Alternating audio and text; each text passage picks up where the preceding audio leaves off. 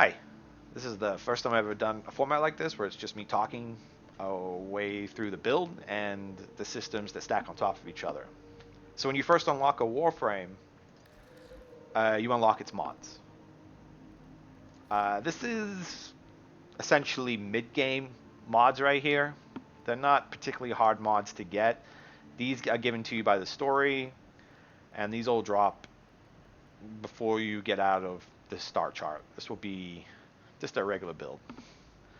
And what she's going for is range and strength. That's what she cares about, is range and strength. She's kind of in a really already efficient frame. None of her abilities cost a lot of energy. So all we really care about is range and strength. Why do we care about range and strength? Well, because spores. Spores is an ability that puts a spore on an enemy, and that stacks corrosive damage. And when you get to 10 stacks of corrosive damage, you fully strip their armor, because corrosive damage eats armor, essentially. So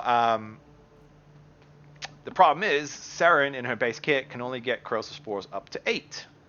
So you need some extra spore damage, extra spores. Well, how do you get that? How do you get extra spores?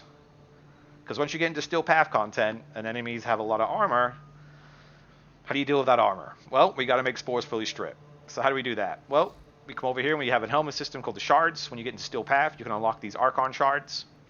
And when you have 2 green shards, now your corrosive stacks go past, and you can now fully strip armor. I have a casting speed on here because her abilities take a while to cast, and it just feels nice. It's just a preference. You don't have to have this. And I have 2 energy shards just for Gloom. You don't have to use energy shards. You can just put physique here for health, and then arcane blessing can be turned into like energize. I don't have a fully ranked energize, so I kind of don't like this setup. I'd rather just use the 2 archon shards and keep arcane blessing and just become a health tank essentially. So now I have fully stripping armor. How do I survive? How do I survive Steel Path content?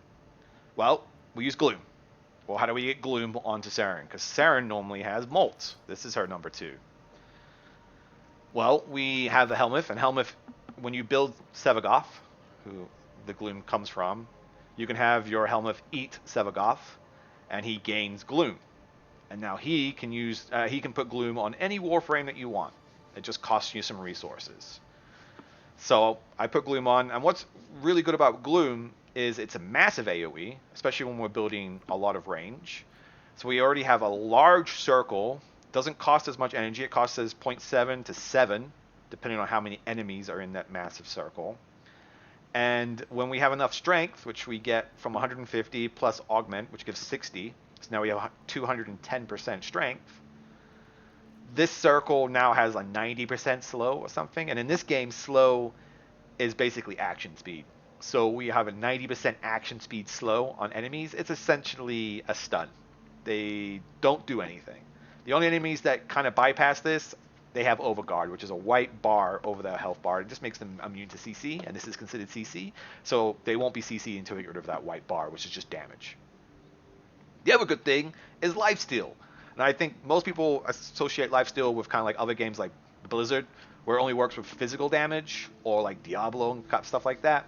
Lifesteal in this game is universal, so any damage is considered lifesteal. So Gloom makes spores lifesteal, which is awesome because you have tons of spores on the map, and they're all doing ticking damage. And because you're stacking strength, they're normally ticking for like 2-3k.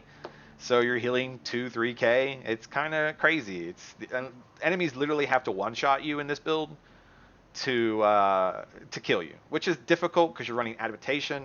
Adaptation gives you a 90% damage reduction to once it stacks up. You don't have to run adaptation. You can run Humble Fiber and become a health armor tank.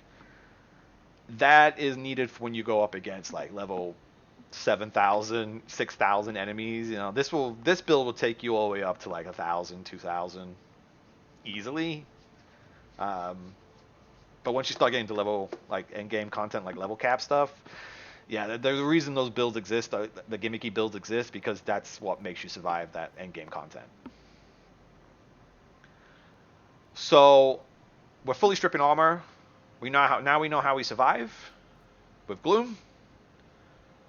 So what do we do when we have fully stripped our armor and we have 90% slow speed? Well, let's do health damage. So we have this gun, and this is Saryn's gun. No other Warframe uses this gun, only her. And the reason is because we are stacking tons of viral. And viral just basically does more damage the most to health, the more stacks you have on it. And we just are running the galvanized mods, which you unlock once you get into Steel Path. You can just use the regular mods here, which is just multi-shot and any status chance. And yeah, as you get kills, your status chance goes up, which means you're applying more viral. And then acid shells kicks in. And acid shells just does 450 corrosive damage. When you kill an enemy, it just does a explosion around it that does 450 corrosive damage. And we're already a corrosive frame. We're already stacking tons of corrosive. We're stacking viral. So this tends to just delete things. That's just what it is. And as we get kills, we stack our primary merciless, which is an arcane, which you unlock when you get into Steel Path. And all these things just kind of like stack on top of each other. So our Warframe is giving us our initial stacks with stripping armor, giving us power strength, giving us lots of range, giving us health steal, making us like really tanky and survivable. And then our shotgun is utilizing all that stuff, all that armor strip, and just deleting things in an AoE around it. And just for backup, we have Latrum, which is just by far one of the best secondaries in the game. There are no many secondaries that beat this.